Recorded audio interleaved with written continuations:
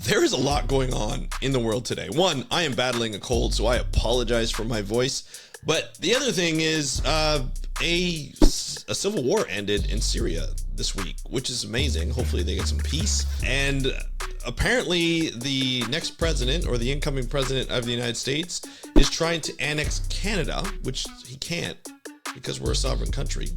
Wants to make it the 51st state.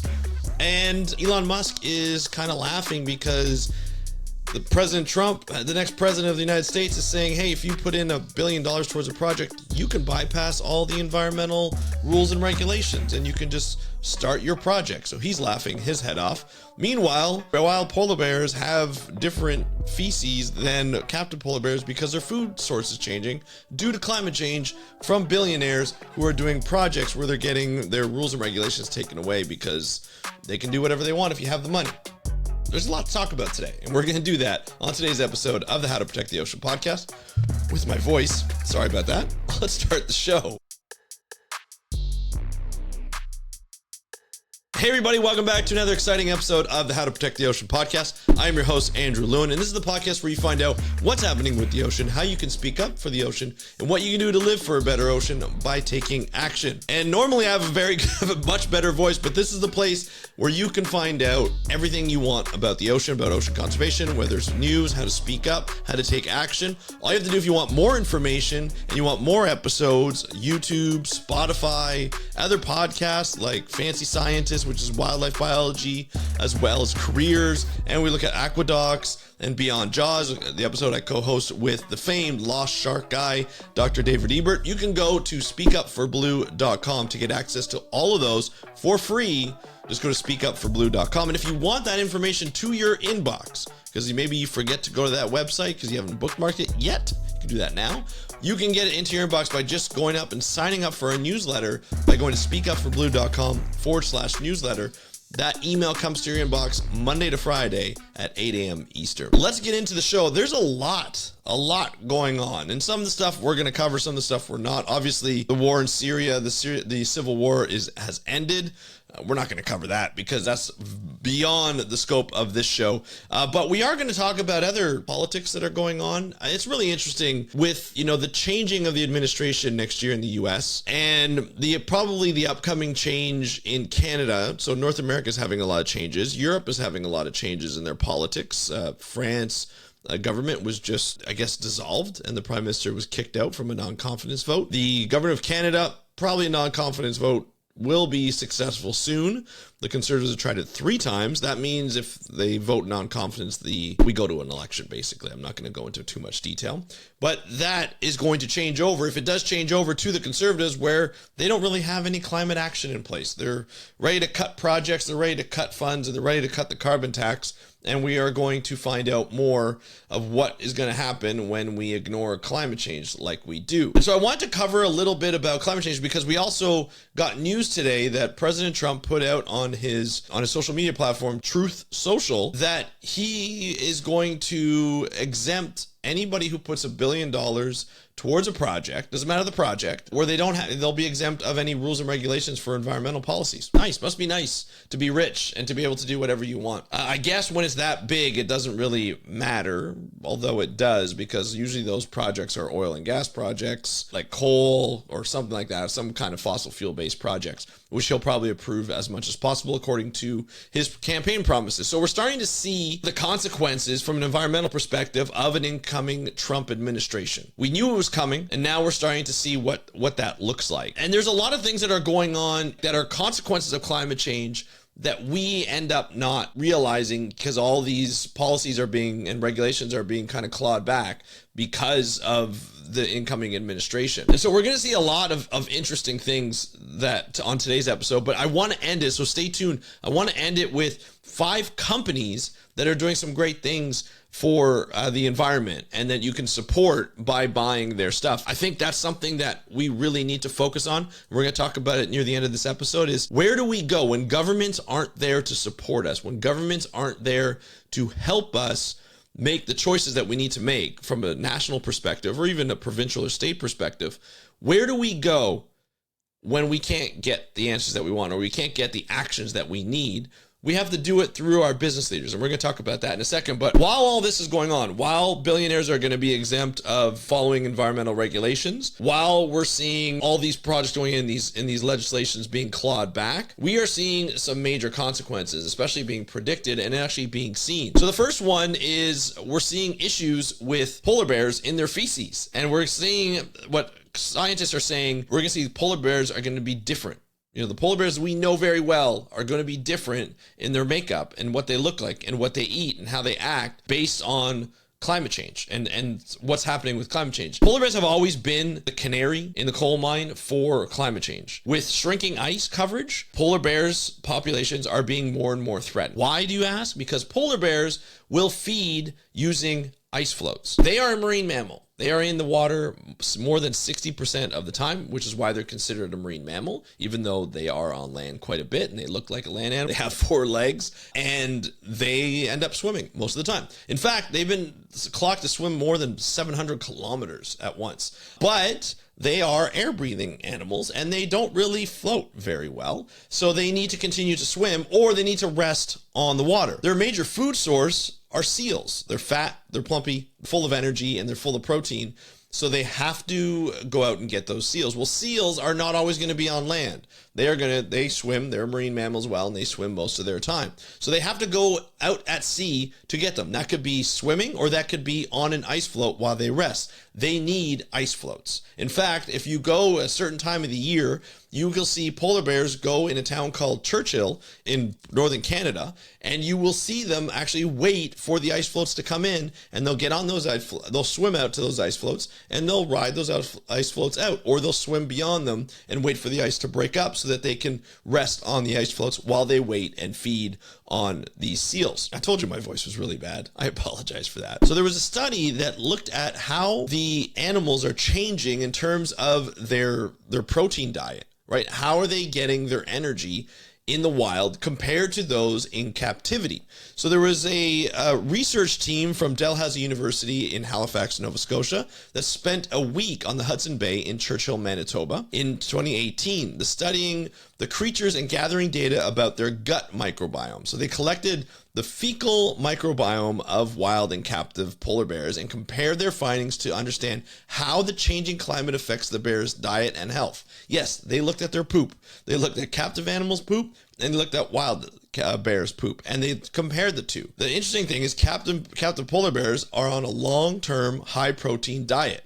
This has exhibited a more diverse and distinct fecal microbiome than their wild counterparts, likely due to dietary and habitat shifts. That's what the Dalhousie News said, the press release. So wild polar bears, which usually eat high-fat seals, are missing out on their marine mammal-based diet because of the human-caused climate change and the rise in global temperatures, and resulting in a lack of sea ice, which forces them to remain on land for longer periods of time. So the study mimicked these changes by feeding the captive animals a diet of heavy in mackerel and seaweed, as polar bear populations suffering from decreased ice coverage and longer ice-free seasons are turning into low-fat, high-protein diets. So we don't know how this is going to affect polar bears in general, right?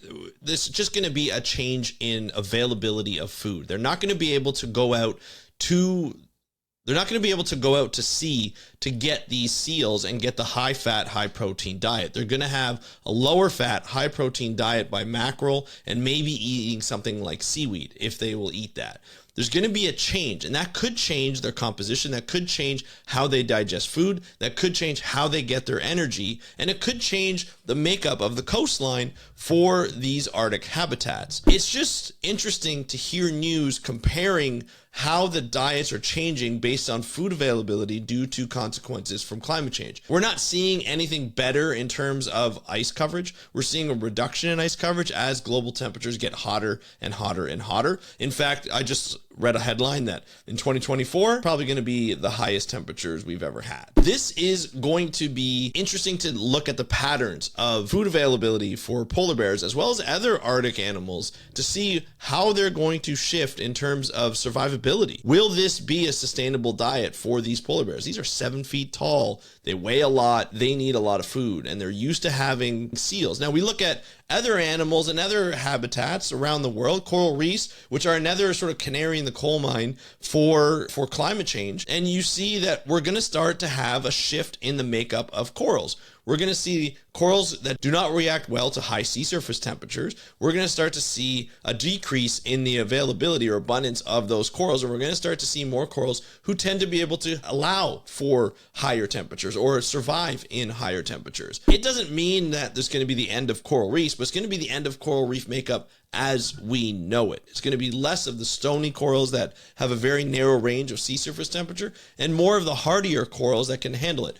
How is that going to change the makeup of our reefs? I'm not too sure. I'm not a coral reef biologist, but it's definitely going to change the makeup. It could change food availability for humans that depend on fishing and reefs for protein and for their diets. You just never know how it's going to change, but things are changing. Now, the other thing I wanted to highlight before we go into the companies is that a Florida map was recently revealed that cities that could be underwater in 2050. I thought this was kind of interesting because Florida is not only a state where it's beautiful, very nice weather, you get nice coastlines. Miami's very diverse. It's almost like a melting pot of the Caribbean and maybe even South America. And it's also a home for a lot of people in Florida, but it's also climate central. And so it is vulnerable to sea level rise, and it's vulnerable to flooding due to climate change. This one, we're looking at, what's going to happen to these areas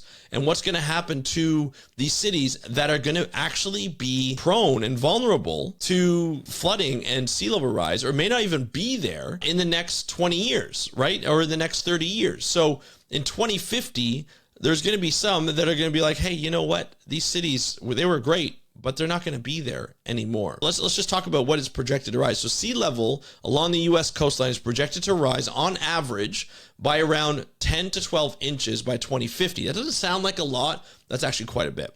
According to the projections of NOAA, this increase is equivalent to the total rise observed over the century from 1920 to 2020. So people living in low-lying coastal land, like river mouths, are already facing higher flood risk because of the 20 to 40 centimeters or 8 to 15 inches of sea level rise measured along the U.S. coastlines over the past few decades. Their communities can expect the worst of the impacts as water levels continue to climb. This is from Peter Gerard, who is a spokesperson for the nonprofit organization Climate Central. We're seeing a lot of these places, and if you look at most of them, obviously they're coastal and they're along some of the more popular areas where you're seeing it. So the map shows that the coastal areas in the south of Florida are most at risk, particularly the state parks and reserves and the low-lying Florida Keys. Parts of Florida's southwestern coast could also be totally submerged, including the Everglades National Park, which spans over 1.5 million acres and home to hundreds of species of birds and mammals and reptiles. The outer coastal areas of Cape Coral, including its extensive network of canals, would also be vulnerable to water inundation. So there's a map here, and I'm going to link to it in the show notes because you can actually see where these areas, so below annual flooding level, these areas, I'm looking at areas that are within the western part of Florida. So you're looking at like areas just east of Panama City. We're looking at anywhere just north of Tampa Bay in the Panhandle. We're also seeing areas like Fort Myers, Cape Coral. The Everglades National Park is going to be submerged. Parts of like southeast Miami along the canals are going to be flooded on a regular basis. Florida's not looking too good in 2050. And now it doesn't help that like Bahamas will be a lot more submerged as well. So you have some, a state like Florida, and then you have islands like the Bahamas, which are home to many people. You also, if you look at the map, it also goes into the low-lying areas of Louisiana, Texas, Mississippi, those areas that are also going to be flooded, and Alabama as well. It's not looking good. It's not looking good. Meanwhile, we have administrations, not only in the U.S., but elsewhere, that are ignoring climate change. But we're going to start to see problems. Now, I did see, and this is not to pick on Donald Trump, but he's got some pretty good takes, pretty hot takes on climate change. And he said, hey, you know what? Yeah, if sea level rises, we have more oceanfront. So oceanfront is good. Everybody wants oceanfront, but it doesn't talk about the people who are going to leave, who are going to lose their land, people who can't afford to just get up and leave. Again, People who are rich will be able to get up and leave and write off their homes to the insurance or not even have to worry about it. They'll spend $20 million on a home along the coastline. It'll get flooded. They can just leave it and they still have many other homes. It's not that big of a deal for them. But for people who can't afford one home or have one home and they can't afford to lose that home because they can't sell it because nobody's going to buy it because it's going to get flooded, what are they supposed to do? They're going to be what's called climate refugees in their own country. And it's not going to be good. It's not going to look pretty. And everybody tends to just be like, hey, you know, climate change is not that big of a deal. It's a hoax by the left and all this. It should not be political. It should be more about people surviving and people coming together and people saying, hey, we need to do something. It's not just left or right. It's about how we survive going into the future and how we can help adapt as well as change, but also buffer the change in climate for a while and try to get back to normal at some point. What I want to do is, and I don't want this episode to be about doom and gloom, because I know climate change can be really depressing. A lot of people get climate anxiety due to that, but there should be a time where we start to feel hope. And it's really difficult when administrations get taken over, national administrations get taken over by climate deniers or people who want to ignore climate or not include climate into their policies or even remove old climate, like the carbon tax, remove old climate policies to stop things from working or stop things from changing. We need to depend on something. If we can't depend on governments during these administrations, then we're going to have to depend on not only ourselves, but on business leaders. And there are businesses and entrepreneurs out there who are trying to change, who are trying to help you make better decisions in what you purchase, but also help you, like just in terms of everyday purchases. It doesn't have to be like electricity and things like that that are highly regulated, but it could be other things, just your groceries or your beer or where you get your clothes or anything like that. There's a lot of things that you could do to help, and finding those businesses and helping those businesses survive, helping them thrive is a good way of doing it. And in capitalist societies, that's probably the best way to do it. Now, there is a company, I guess it's a certification called B Corps. And these B Corps are certified companies that are about more than just the profit. They're forces for social and environmental change, aka a triple bottom line. So they go for profit, they go for social and environmental profit. That's what they go for. Now, what I mean by social and environmental profits, it's change. They have an impact on the environment and on social change. So being a B Corp certified essentially means balancing purpose and profit. So I want to talk about, there's an article here, and I'll put this link into the show notes. All the stuff that I talk about, I'll put in the show notes. So there's gonna be lots of links this time, but there's 5 B Corps that inspire the team at this place called Alveoli, I think it's called. They're inspired by these companies, and some of them are companies that are anywhere in the world, like Canada, or they're international, but they all have some sort of impact, some sort of purpose on their life. So here's Bo's All Natural Brewing Company. So like I said, it's not just boring companies. These are fun, exciting companies. So this is a first B Corp brewery in Canada. So Bo's brews its organic beer using renewable electricity, which lowers the company's carbon footprint by 110 tons every year. It treats its wastewater on site and sends used yeast and other brewing byproducts to a biodigester, which turns them into energy to help power a local farm. So on the employee side, some of their initiatives include paid days for volunteering and a ride to work program. Awesome stuff. I'm going to go through these a little quickly, but you can check these out a little bit more later on. 4 Oceans, which we had one of the co-founders for 4 Oceans on the episode, Alex Schultz. This is a Florida-based company that pulls 1 pound of trash from the oceans, bays, and seas and rivers for every artisanal upcycled bracelet, iPhone case, or cleanup kit sold, with the goal of ending single-use plastic. So this is a huge company that's worldwide. Not only does it empower the local artisans, but it also hires from the local area. So if it works in Bali, it hires people that live in Bali. So this is not just Florida-based team that goes all around the world and does its work. It's a Florida-based company, but has its work in all these other places, including Haiti, including Bali, and a number of other places. So check that out. There'll be a link in the show notes. Patagonia, we all know Patagonia. This is probably one of the pillars of a B Corp or of just a company that serves not only profit, but purpose. Perfect example of business practicing of what it preaches. In 2017, the California-based clothing company, gear company, joined a group of organizations suing the Trump government over cuts to the national monuments that include the ancestral homes of Native American tribes. The court cases are ongoing, but there's hope.